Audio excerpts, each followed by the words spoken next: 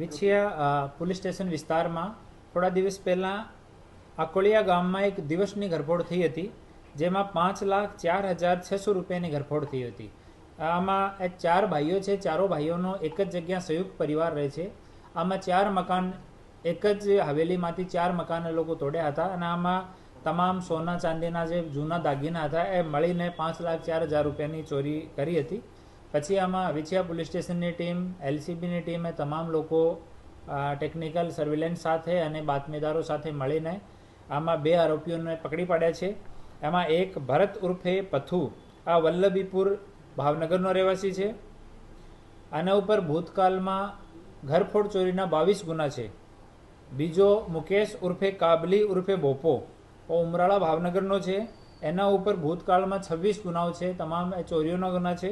અને ત્રીજો રાકેશભાઈ સનો ભૂપતભાઈ પરમાર, પાલીતાણા ભાવનગરનો છે. એના ઉપર 11 ગુના ચોરીના દર્જ છે.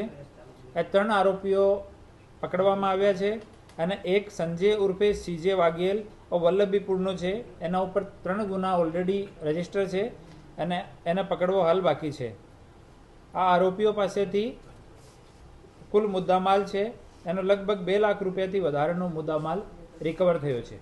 અને એની જૂની જો ગુનાહિત ઇતિહાસ છે એ પણ અમે નીકાળ્યો છે. ને જૂના કોર્ટના જો બેલ ઓર્ડર છે એ પણ તમામ નીકાળ્યા છે.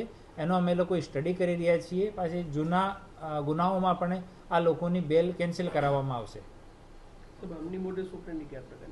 એ દિવસમાં એ નીકળતા હતા, વગર કોઈ રેકી વગર એ લોકો બહાર નીકળતા હતા. જ્યારે પણ કોઈ લોક કરેલો ઘર દિવસમાં મળે, કોઈ સુનસાન ગળીમાં કે ગામના કોર્નરમાં, તો આ ઘરમાં એ લોકો તાળો તોડીને એન્ટર કરતા હતા અને પછી જે પણ મળી જાય એ લઈને જતા રહેતા હતા. શ્રમિકો છે બધા કે શું કામ ધંધો? એ છૂટક મજૂરી કરવાવાળા છે.